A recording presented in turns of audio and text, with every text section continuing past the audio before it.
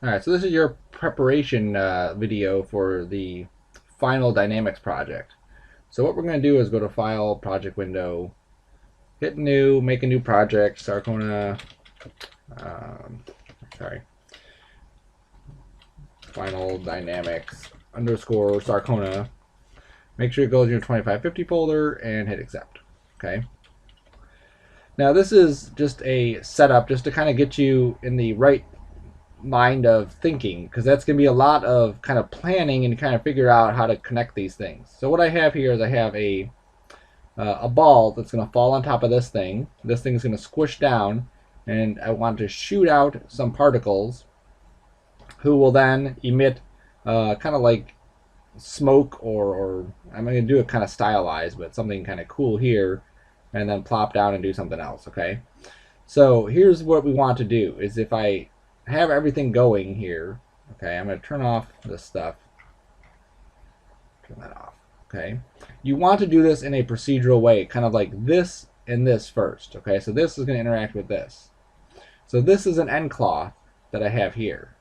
It's just a polygon shape. I just deformed it to look like that.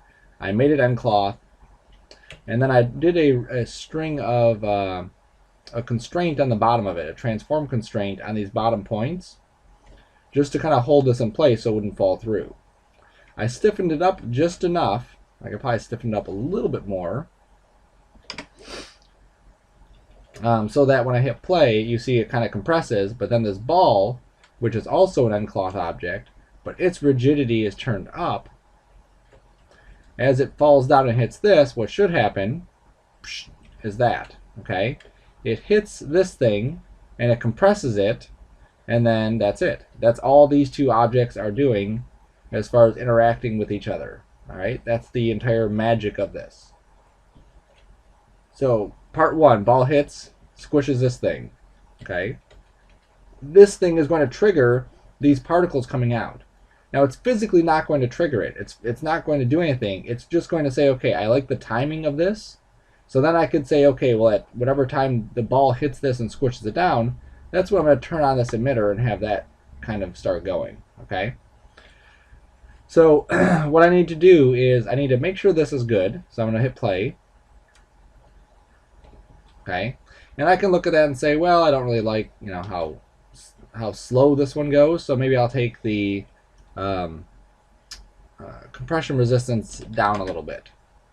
Okay. Or maybe what I'll do is I'll take the mass. I already brought the mass of this guy up a little bit. Here's what it looked like when it was lower at like 0.5.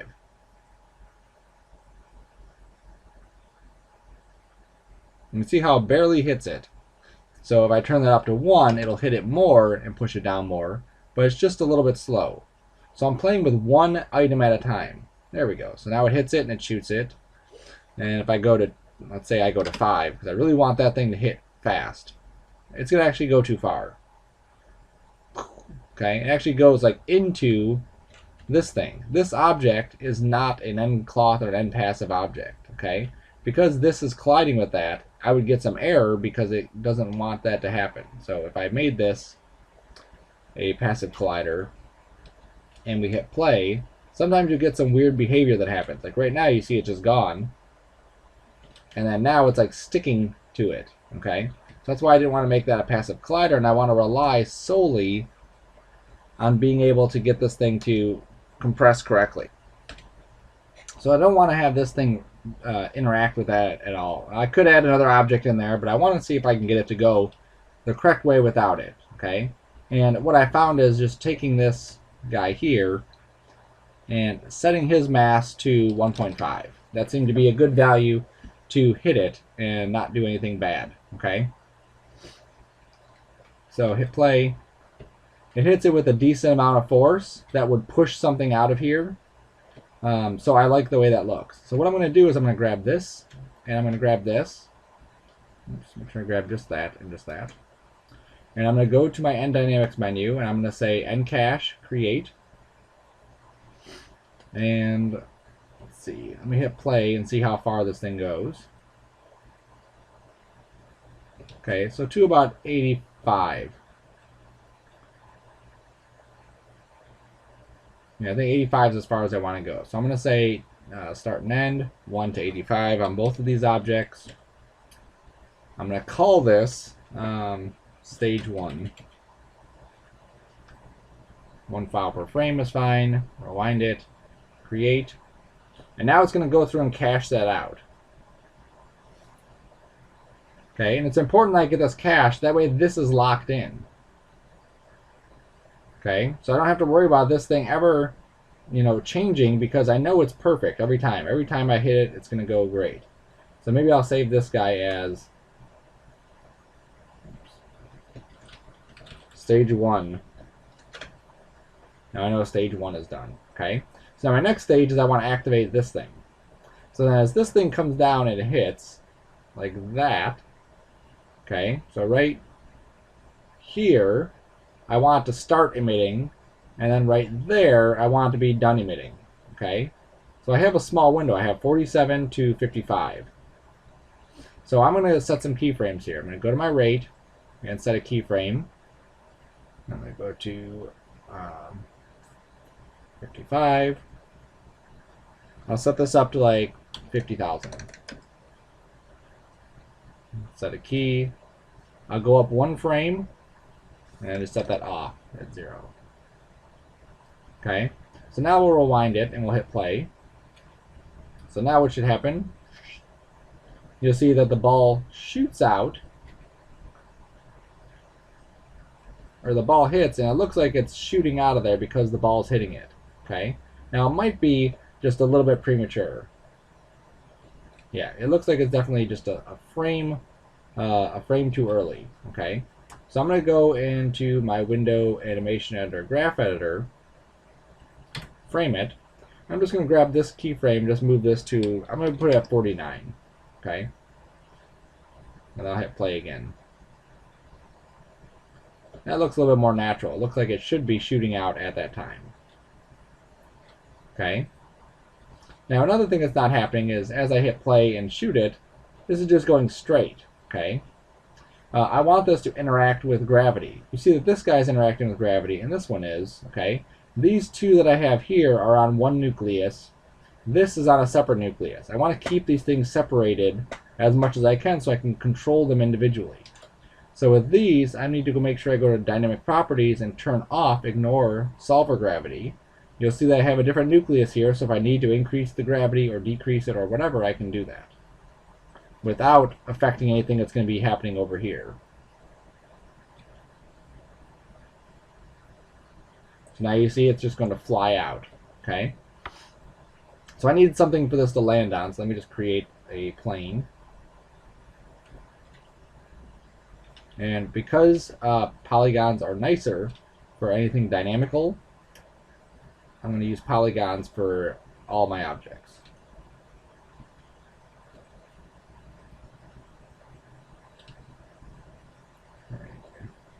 So say something like that.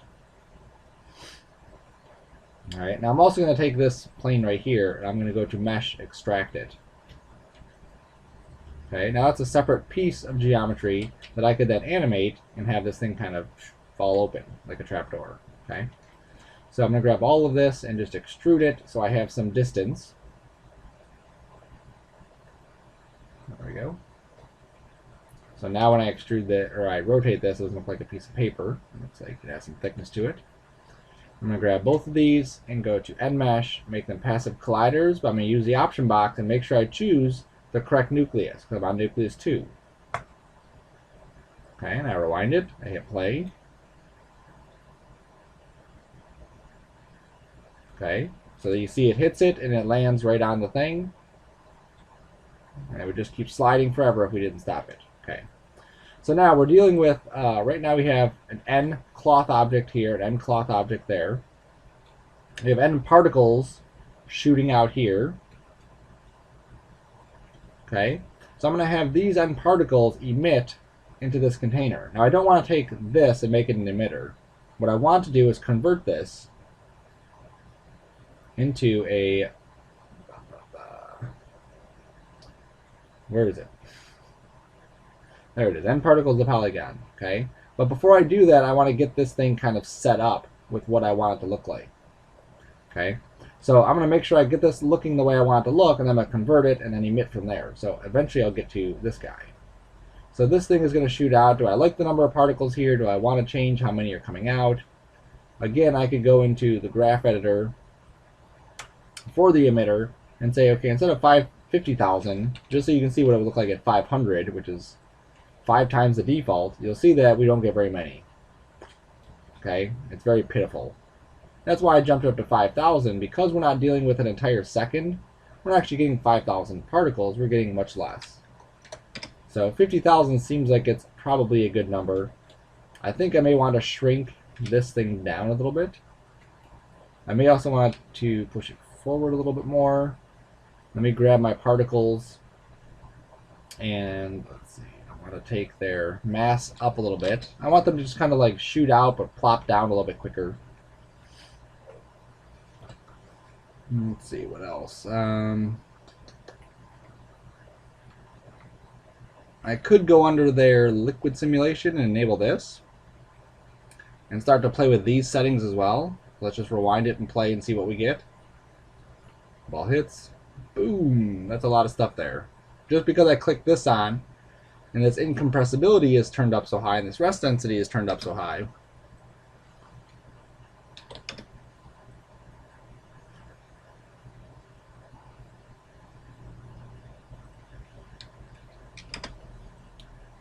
Let's forget the direction of the incompressibility. Nope, that was the right direction.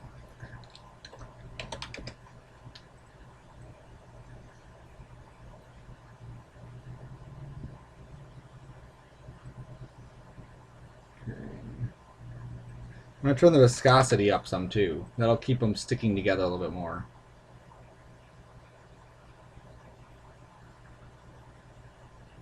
And I think 50,000 at this point, maybe I'm getting a little bit too much stuff. So let's go back to the emitter. I can right click on this top one and go here. And I can literally just change it right there. I can say 5,000. Okay, you want to work quick, and then you can turn stuff up. I think that'll be good. Right there. Okay, I just want to make sure it doesn't pass my little plane there. Okay, so you see it kind of bumped up, which is kind of funny. Because the collision thicknesses are a little bit different, it shoots across, and then it goes up this little hill right there. But we don't have to worry about that because it's not even going to get that far. Okay, so maybe I'll take the gravity of this guy and just raise it up a little bit more. It's 15. So you see how I'm getting one thing correct, and then I'm going to play with another thing, get that correct, play with another thing, get that correct.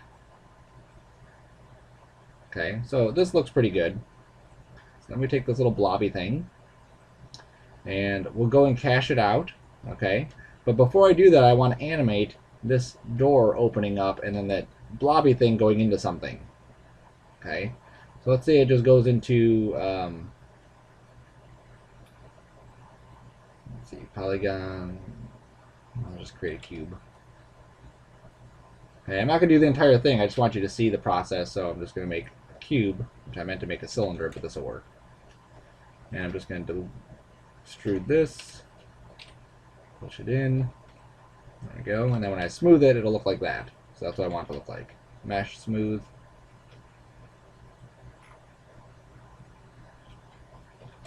Take our divisions up. Beautiful. Okay, and there's our trapdoor right here. So I'm just going to hit play, wait for it to land on the trapdoor. Right there. The trapdoor is going to be triggered. Okay, so at 90, I'm just going to set a keyframe for the trapdoor. And then at, let's say, 100, the trapdoor will be open. And you'll see it's doing this funny thing because it's like scaling it as I open it up. And what I need to do is unparent it. So I'm going to hit Shift-P to unparent it. Now it won't do that. Okay. So I'm going to open up the trapdoor. Shift-E to set a key for that. I need to move this down so it doesn't intersect. Now rewind it. We'll play it again. Okay.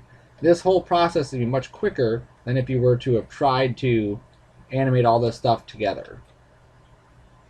Alright, I can say I need to move this over like that. And I need to make this a passive collider. give myself some more frames here. Shoots out, lands, trapdoor opens, and it goes into the cup. Okay, so that's as far as I want that part to go. So now I can keyframe that or bake it until 140. So let's go to Encache, create Encache, call it a glob, and we'll take this to 240, or sorry, 140. Let me see when it starts to come out. We don't need to cache it before it, right? That would make sense. Let's say 48. There we go. So we're caching it all the way down to 140. And essentially this is just locking all this stuff in.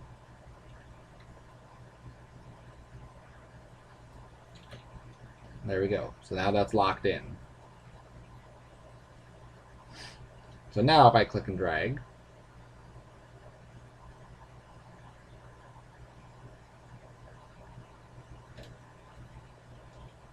perfect. Okay. So then I can say, let's save this as stage 2.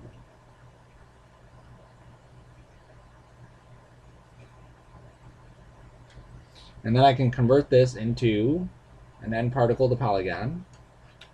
There it is. Now it's not going to affect the cache at all, just like before. Okay, so now I'm just going to go to my output mesh, and I'm going to play with these settings until I get something that I'm happy with. So most likely I'm going to have to lower my mesh triangle size. How low is just going to be dependent upon the shape.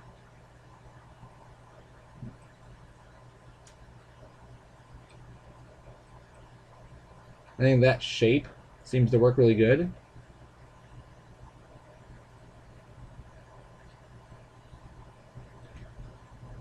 Okay.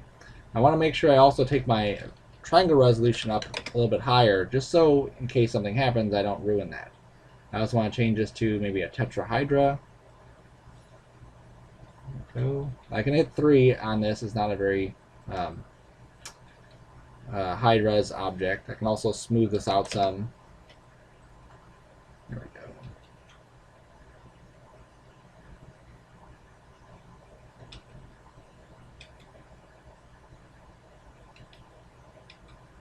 And there goes that thing. Okay. So now what we can do is go to where this thing is out, like that. Click on the geometry, shift click on the container, and say fluid effects, add or edit, emit from object. And this is going to be a surface emitter, apply and close. Okay. So now as we go up to here, and I can even frame this to say start at 47, because there's no reason that, we don't need anything before it. So when I rewind, it just jumps to 47. I play, and then I can see this thing kind of leaving this trail now. So then again, I could just play with this until I get something that I'm happy with.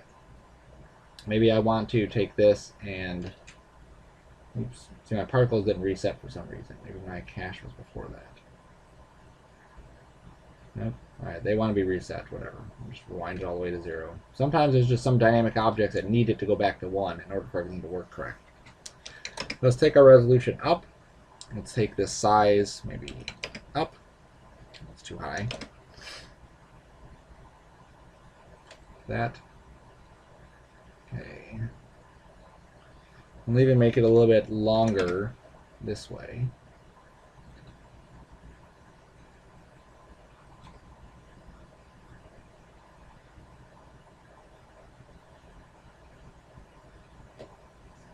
Okay, and I can play with temperature, the dynamic grid for temperature and fuel. Let's take my simulation rate scale up. That way it goes a little bit quicker. A high detail solve set to all grids. I'll set this solver quality at 25. We don't need to worry about auto resize in this case, because I want this to be contained to this area. If I turn on auto resize, it'll actually follow the object. I don't want it to do that. Where am I looking? Shading. There we go.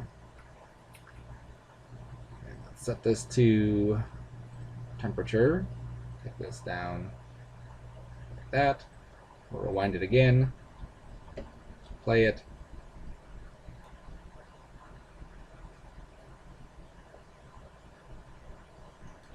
Okay, I can also go into my, that's what I was also looking for, is my content details. There we go. Density, we can put this up a little bit more. No, maybe not. Move that down to 0.5. Let's go to velocity, add some swirl to this, add a little bit of noise. Turbulence should be okay. We can play with that later if we need to. I'm going to pull the temperature scale up some. I'm going to take the dissipation up some. Take the diffusion off. Take the buoyancy up. I also want to take the buoyancy up on density. That way it kind of floats up higher instead of just kind of like going straight in a line. I want it to look like it's like going upward like that.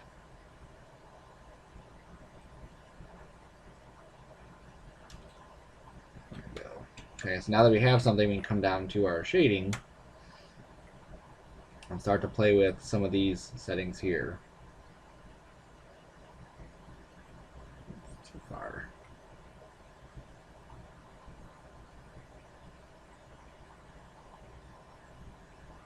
There we go.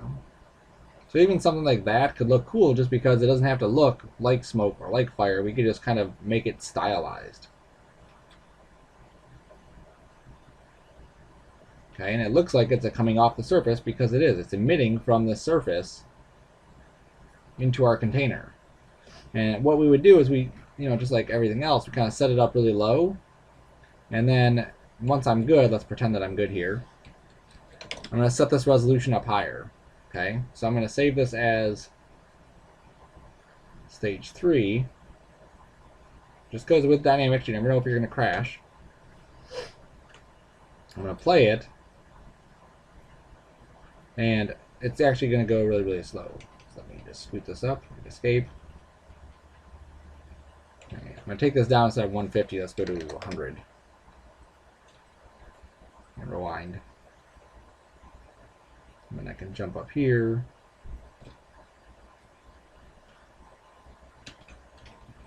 And then hit play. And then we'll see the amount of detail that we're going to be getting on something like this.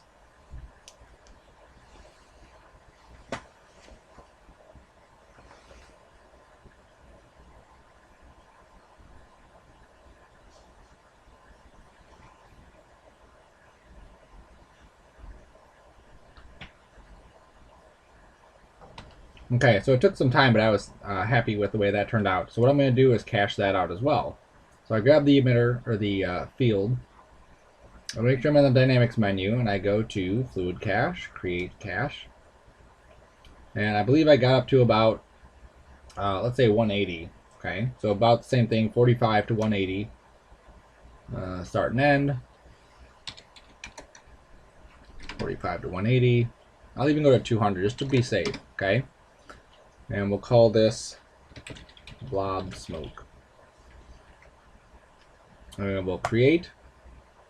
And then when it comes back, we'll take a look at it and see what it looks like. Alright, so that's what it looks like halfway through. So that's pretty good. Alright, so I'm just going to save this scene as stage 4, let's say, and then skip to my Lou, my darling. Okay. And I'm just going to open up another file that I was playing with. And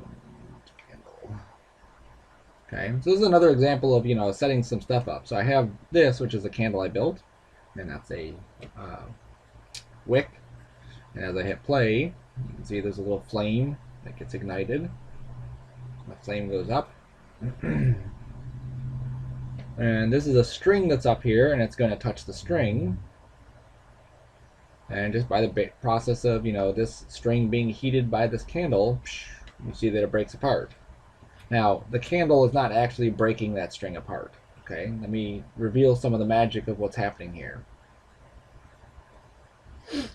So I have, if we look at my outliner,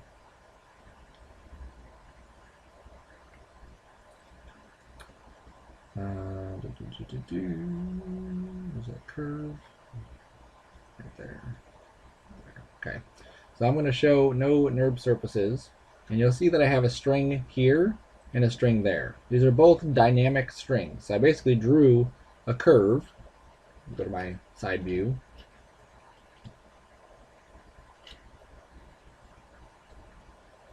I drew a curve. There it is. I added divisions to it. Edit curves. Rebuild curve. 15. Okay, so that just gives me a lot more points. Then I went and right-clicked and went to curve point and grabbed a point in the middle and then went to edit curves, detach. So now this gives me two curves. I took both of these curves and I went to, one at a time, end hair, and I made that a dynamic curve. Okay, so now when I hit play, let me disable this fluid effect here. Another feature is, I'm not using this fluid effect. There's no reason to calculate it right now. I can disable that. Okay, so now when I hit play, you see I get much quicker times. So I'm going to hide this original, Control H. I'm going to go into my attribute editor for that follicle, and I'm going to say that my point lock is only on the base. Okay, so now when I rewind this, it's more screen space, and play it, you'll see that just that one side does that. So then what I did is I grabbed this point and I went to end constraint because it's an end object now. I made a transform constraint. Okay, you see how it gets a little saggy right there. So the other thing that I did is I went into my hair system, and under the rest length scale I set this to 0.9. And I also increased my stretch and compression resistance. Okay, so what this is going to give me is a very taut hair.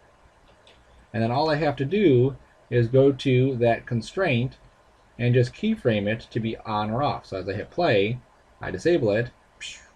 You see how it just kind of snaps back. Okay, so I did that exact same thing for this one. And then to get a surface on there, all I did was create a NURB circle. Come on, where are you at? There you are.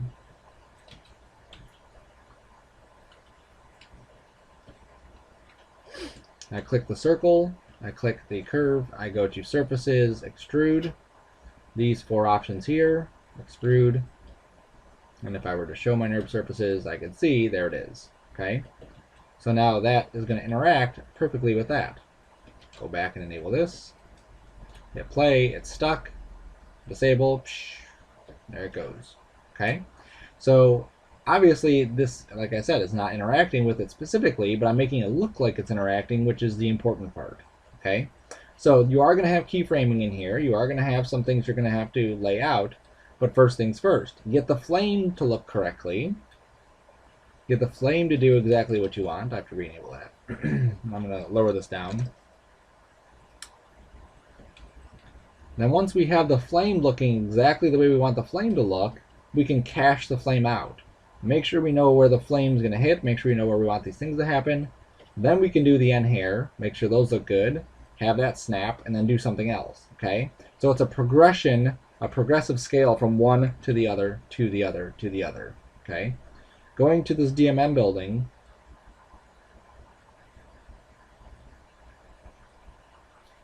not that one. I have a better one. While we're waiting for that to open, because I have to open up 2013, this is particles. So I have end particles here, and they're just being emitted along this curve. It's kind of like what we talked about last class, just emitting particles along a curve. And all this is, I created an emitter, I grabbed the particles, I shift-click this curve, and I went to Fields, Volume Curve. And then here's the Volume Curve field. I played with attributes such as,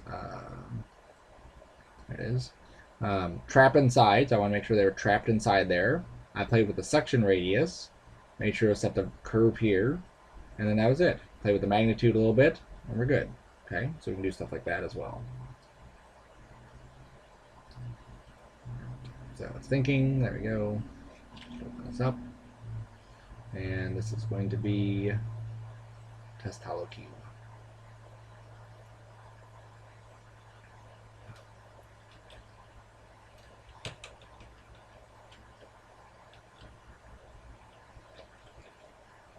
So in this case, I have a object. It's flying through space. Okay, if I like the way the DMM looks, or the fluid effect looks, I can just disable it. Okay, fluid effects are good. I'm playing with the DMM right now. I want to see what the DMM is going to look like. See how much quicker that's going to go. And it would crash through here and smash that into smithereens. As to why I didn't do it there, let me rewind it and try again. DMM also has a disable, so I had to make sure I undisable that.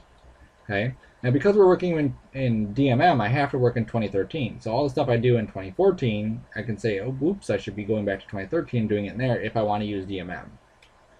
Okay, so now this thing hits, and it smashes it. And I have a pretty small amount here. This is still the trial version of DMM. Okay, so lots of stuff going on there. And I also have some other stuff that I have hidden on these layers. Okay, so here's the other particles that are on there.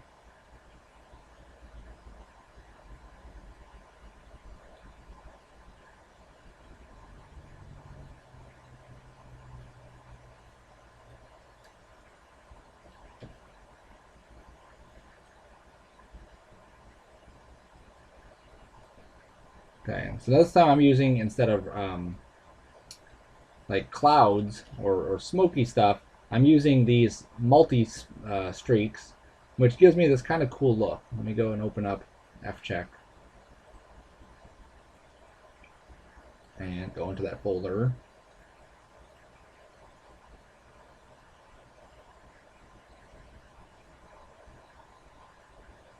There you go. So you can see the look of these. It's kind of a neat look. It kind of looks like, you know, kind of mystical sand or something. Especially when you get some of this stuff where, you know, right at the end there's this other piece that just kind of falls. It's kind of neat. There it is, another one. So you get this really cool look with doing that kind of stuff. Okay? But it's all procedural. It's all just kind of building it up into one thing. Okay? So in this case I'm using DMM. Fluid effects up here.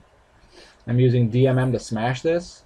I'm using these particles that are here. And then I can use some other stuff to interact other ways too. I could have this also collide with an end cloth object and rip an end cloth object. Or you know, this fluid effect that's here, there's a string and it ties in there. Okay, I'm not worried about you getting everything to interact with everything. I just want to see some interaction with these objects. Like if you have a character and they're clothed, you have hair touching the cloth. Okay? Or you have whatever, their skin interacting with that type of object, or the cloth interacting with the fluid effect or something. You know, you have these things interacting in some way. But you want to set these things up individually. If I try to test this thing every single time and all I'm doing is focusing on my DMM, and as I hit play, I have to wait for this thing to go, I have to wait for this thing to go, I have to wait for all these particles to go. You can see how long this is going to take. We focus on one thing at a time. So I can disable my DMM by going to my DMM scene and disabling it. I can go to my fluid effect, and I can disable my fluid effect. There's nothing going to be happening now, but the thing will probably hit the particles, and that's about it. Yeah, nothing. Okay, so I can do other stuff as well, but you just have to be aware of that. Okay, you have to kind of plan ahead for what you're going to be doing in that case. Okay, so the other thing I want you to keep in mind, that's not what I wanted. Where is my latest scene? My scenes folder. Stage 4. Okay. Apart from just creating the stuff inside here, we also have the ability to render this stuff out separately. Okay, just like we did with our particles, and it is the way to go. It is what you want to do in order for the stuff to have more workability. So under my render layers. Okay, what I want to do is I want to take my fluid effect and I'm going to make a new render layer for it. So here's my new render layer that's just my fluid effect. Okay, now you'll notice that I can see straight through this to the other side. I don't want that. I want to have, oops, go back to my master layer, I want to have this rock in here that's going to obscure some of that fluid effect. Okay, so I'm also going to add that to that layer just by right clicking and adding it. Okay, so now I have these two objects on there. and also the ground. So I'll add the ground in there too. Okay. Now this thing, or this thing here, if the fluid effect isn't going to be behind it, like, or in front of it like that, I don't need to worry about it. Okay. It's all going to depend on my camera, but let's just say for fun that these guys are also on there. Okay, so I basically have my entire scene on this layer 1. I'm going to isolate this to say fluid effect. Okay, and then what I can do is I can click on these objects that are here, click on this object, click on that object, and under lighting and shading, go to assign favorite material, and just make this a use background shader. Okay, so I can take this off, take reflectivity off, reflection limit, leave the shadow mask up. And what's going to happen now is that as I render this, you'll see that I get just that fluid isolated. I hit the alpha channel, and you can see I get just that fluid separated. So if I needed to, I can come in here and edit what that fluid color is going to be, or any of the other features of that fluid. And if I were to create a light in the scene, let's say I created a whatever, spotlight. So I'm just going to aim this like that. Okay, so I have a spotlight aimed on my fluid. Make it a little bigger. Soften the effect of it. Whatever, I can add decay. I'm going to make sure shadows are on, which they are. I'm going to render this through Mental Ray just so I can get my shadows and play with some other stuff.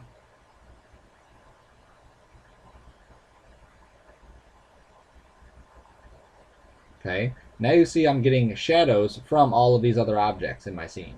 Okay, so then what I want to do is I want to go into these objects like this guy, and I'm going to go to render settings, which is going to be way over here, render stats, and say cast shadows off. I'm just turning off the ability for each one of these objects to cast a shadow. Don't forget my little trapdoor. Oops, which I did forget. The trapdoor's not even there. Add that back in. Make sure cast shadows are turned off. Make sure we assign that use background shader to it. There we go. And our rock as well. Make sure we turn cast shadows off for that. So now, if anything's going to cast a shadow, it's going to be our fluid effect.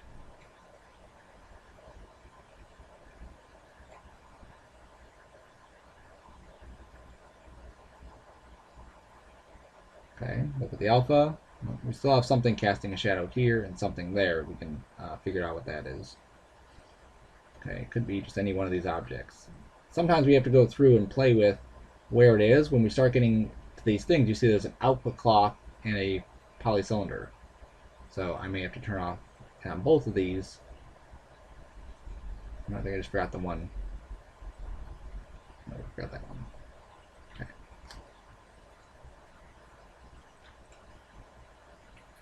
My fluid, I'm just going to go under render stats, and you see that it is casting shadows and receiving shadows and whatever else.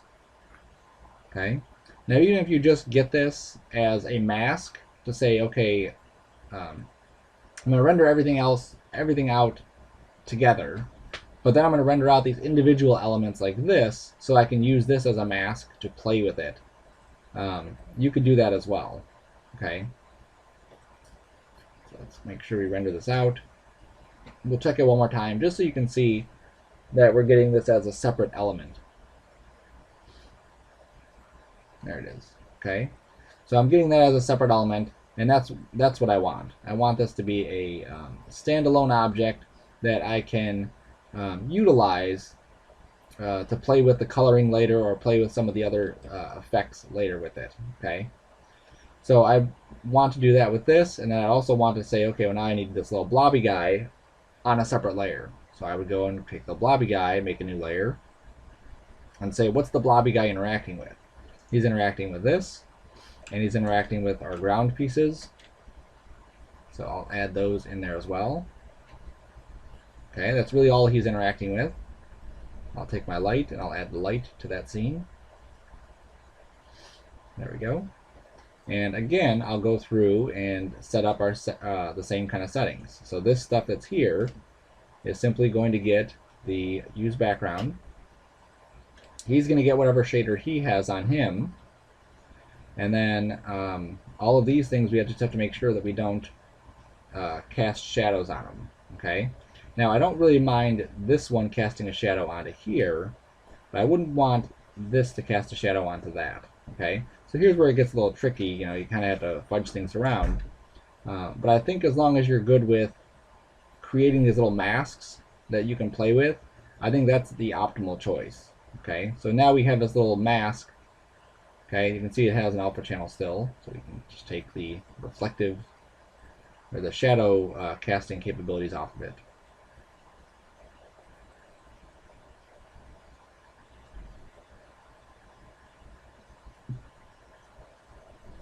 There we go. Okay. So then once this thing renders out, I'll have just this guy isolated. So if I needed to, I could play with how he looks. So I'd render out this guy as, say, Blob. That guy's Blob. This one is the fluid effect. And then this one is my master layer, which I would turn this thing on right here, so I could render out the master layer as well. And I'd render out these guys together, just because they're interacting together, I want those to be. But then I'm basically rendering out each one of these items separately, so that once I go into After Effects, I could say, okay, I'm going to use this fluid effects rendering as a mask to control where some of this other effects are happening. I'm going to use this blobby thing here as a mask to control what the blobby thing is doing at this time. Okay, so it really gives you another level of control even after we're done with our dynamic stuff to play with some of these things. Okay, so you're going to be tying in 5 different items together. Okay, 5 different effects. I don't want to see 5 different cloths or 5 different fluid effects. I want to see 1 fluid effect, 1 cloth, 1 M particle, 1 DMM, 1 N hair, 1 fur. Okay. We've gone through several systems, and we haven't even touched on some of these other ones, like the regular particles. We just kind of barely touched. Okay, that's something that we can touch as well. There's also soft, rigid bodies. Let me just save, go to a new scene, and I'm going to make a cylinder, and I'm just going to rotate it 90 degrees. And I'm just going to go to every other one of this. Fine, that can work out perfect. It's fine. It didn't. Okay. Just pulling those out. There we go. So if I had this object here and I wanted it to be controlled by particles, so if I created an emitter,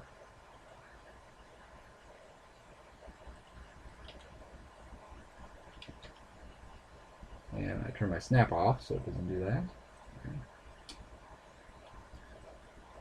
And I'm going to make this a directional.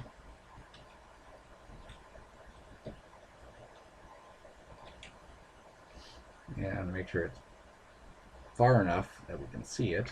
Right now it's kind of not going very far.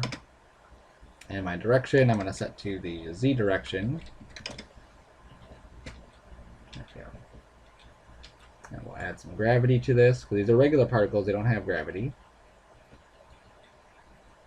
There we go. Okay, maybe that's a little bit too quick still, so let's make this -2. I'll take the speed down to 2 as well. It's still going pretty quick. There we go. That's what we want. Okay, and I'll even add a little bit of random speed in here just so we don't get this repetitive pattern. I'll take my rate up to 1,000. There we go. Good enough for what we're doing. Oh, there we go. Spread. That's what I wanted. A little bit of spread. There we go. So now it looks kind of like waterfall-y. And a little bit more speed. I just wanted to hit it so it hits that edge right there. Okay. Pull it back a little bit. Good. Okay. So now I want this to interact with this little cylinder here. I can't do that with regular N particles and N cloth.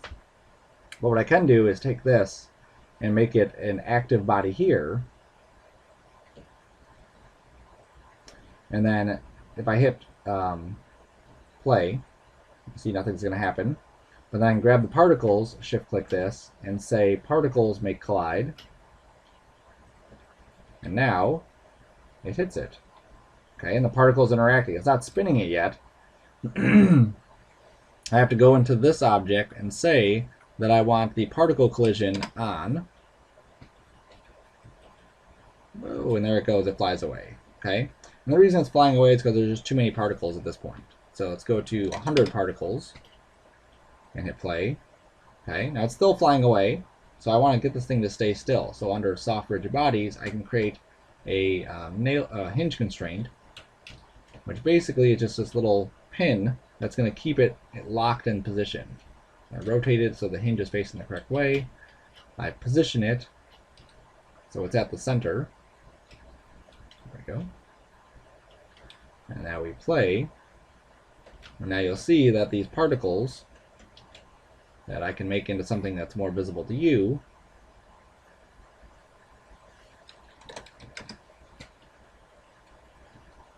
are colliding with this and spinning this thing around. Okay, let's make less particles.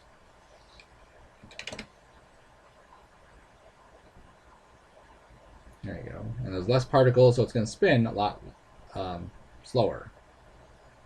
Okay, so you see how some of these systems we can just interact differently with them. We also have bullet, we could interact with them. Some of these you literally have to kind of fudge your way around it. If I jump back to this one, in order for this stuff to work the way I want it to work, I can't emit fluids from a DMM object. It just does not work. Okay, so what I did was I created another sphere and I put it inside here, and it's smaller just because of the size of my DMM emitter I was getting. I wanted it smaller. And I just parent constrained it. Okay, so I just clicked on this sphere, shift click that sphere, and went to constrain parent, and it puts it right there and it follows the motion of that sphere. Okay, so I have that ability to do that, but I had to kind of work around the limitations of DMM being able to emit inside here.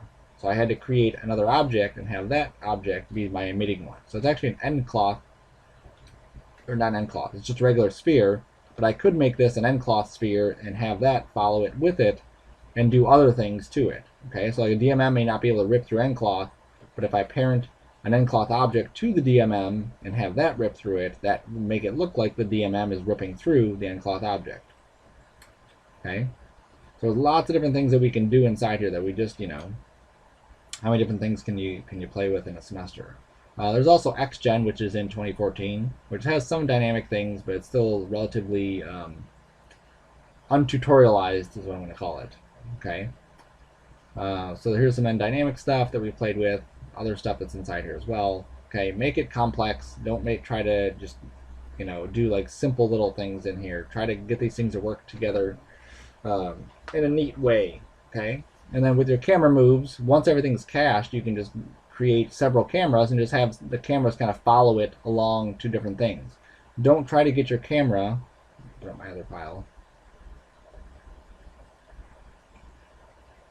stage 4, so I want. Don't try to get your camera to follow the ball down like this. Where is he at? Right here. Follow the ball down, it hits here, and then follow the glop out, it hits here, and then go through here, and then follow that. Okay, create several cameras that show here's the ball coming down. Oops. Okay, and this fluid effect, it's killing me. So I'm just going to disable it just because it's killing me. Even though it's cached, it still goes really slow. Okay, so I have one shot of this ball kind of coming down, hitting that. Look at that. Even with the fluid effect, is still it's not evaluating right now. But the cache is reading, it goes quicker. So once that's cached, I can actually just delete it or disable it. Okay, now I have another one maybe showing this thing kind of shooting out. So you're telling a story is what we're doing. So this thing hits and that thing flies out. So I could even shoot it from like this angle to show the thing flying out. Then I can have another camera down here on the ground, let's say, showing this kind of flying out at us and hitting. And then I can have another camera under here that once the trapdoor opens,